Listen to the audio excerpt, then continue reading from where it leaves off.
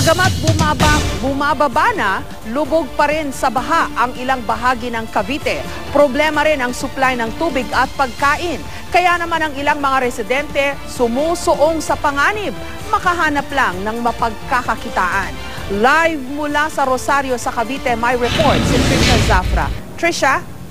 Jessica, pabugso-bugso ang ulan dito sa lalawigan ng Cavite buong maghapon at humuhupa na rin yung baha. Kaya lang, Jessica, kasabay ng paghupa ng baha ay natagpuan na yung mga taong napaulat na nawawala noong kasagsagan ng pag-ulan at pagbaha noong Lunes. Yun nga lang, Jessica, nakita silang wala ng buhay.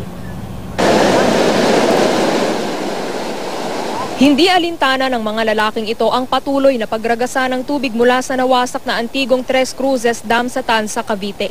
Lakas loob pa rin silang bumaba sa bangin para makapanghuli ng isda. Marami may pangulam din sa mga bata. Dito lang din naman kami sa mababaw. Mababaw lang naman doon sa baba.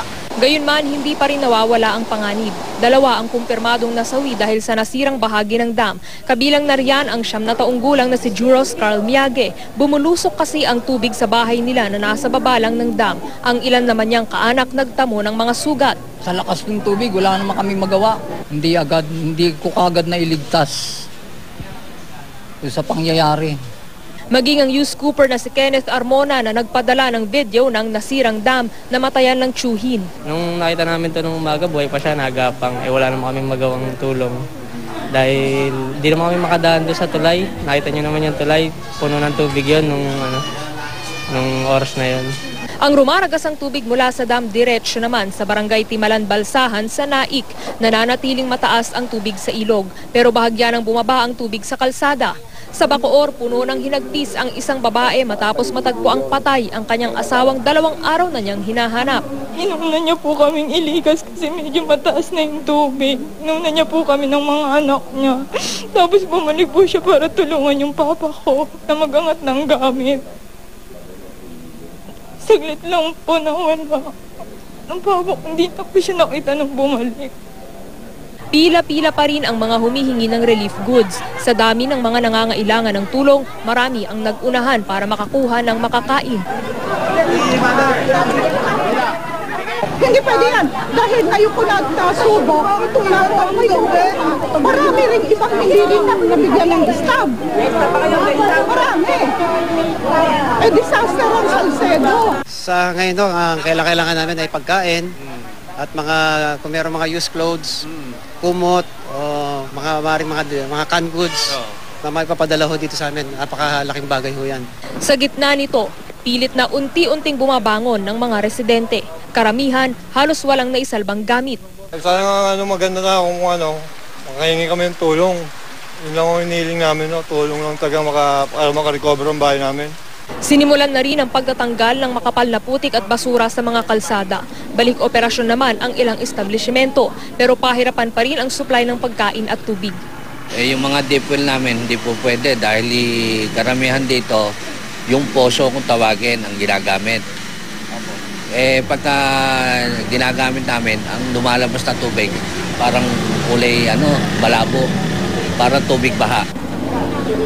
Jessica, sa ngayon 5 ang kumpirmadong patay dito sa lalawigan ng Cavite. Samantala, suspindido naman ang klase bukas sa lahat ng antas, pampubliko o pampribadong paaralan man. Jessica. Trisha, saan ba nagkakaproblema? Bakit parang pahirapan pa rin ang supplies? Jessica, unang nagkaroon ng problema dun sa mga bahang kalsada. Hindi agad nakarating yung mga supply na kailangan ng mga residenteng naapektuhan ng baha dahil nga sa taas nung tubig. Pero ngayon, Jessica, unti-unti naman daw yang nakakarating na sa mga dapat nilang karating sa mga destinasyon nilang barangay. Ang ginagawa na nga ngayon ay inaabot na nung mga otoridad yung mga relief doon sa mismong mga barangay na sinalanta para hindi na nagkakagulo, Jessica, sa mga bayan-bayan. Tulad na nangyari kasi kahapon dito sa bayan ng Rosario, Cavite, halimbawa, sa kagustuhan ng mga otoridad na makapagbigay kaagad ng relief sa ilang libong mga residenteng naapektuhan dito, medyo nagkaroon ng kaguluhan, Jessica. So yan yung mga nagiging problema. Una, yung nung una nga nagkaroon ng mga pagbaha na ngayon ay humupa na. Pangalawa, yung pagkakaroon ng gulo kapag merong relief operations. Jessica. Okay, yung clean-up operations, yan ang pahirapan ngayon kasi wala ng tubig pero kitang-kita dun sa video ninyo, no? Yung putik naman, yung makapal na putik na kailangan linisin ngayon mula sa mga bahayan, sa mga establishmento dyan sa Cavite. Yan nga ngayon, Jessica, ang inaatupag nitong Kalakhang lalawigan na humupa na yung baha. Yan ang pinagtutulong-tulungan nilang linisin ngayon, yung putik na rumagasanga mula dun sa pagbaha noong Lunes at saka yung mga kanal nila na puno pa rin ng putik hanggang ngayon. Marami rin sa mga kababayan natin dito ang nawasak yung kanika nilang mga bahay. At ngayon ay nakikituloy dun sa ilan nilang kaanak at ilang kapitbahay na meron pang second floor o medyo mas maluwag-luwag na bahay, Jessica. Okay, kailangan talaga maglinis, no, Tricia, kasi yung mga tubig na maiiwan-iwan dyan, baka yan pang pagmula na makitikite na pamahayan ng dengue mosquito. Yun ang sigurado, yan ang susunod na malaking suliranin na haharapin natin pare-pareho pagkatapos ng baha.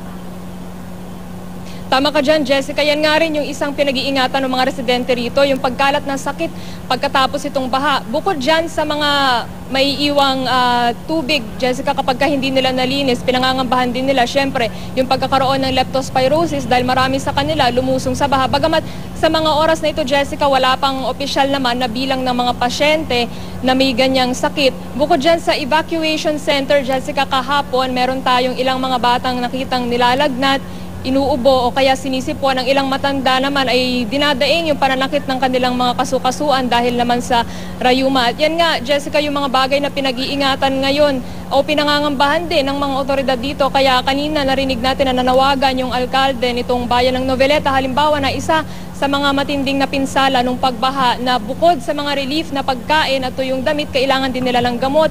Bukod dyan, nananawagan din, Jessica, yung bayan ng Bacoor. Kanina nakausap natin sa telepono yung kanilang PIO dahil nasa 72,000 residents daw nung bayan na yon yung naapektuhan nung pagbaha at nangangailangan din daw sila ng relief, Jessica. Okay, maraming salamat, Tricia Zafra.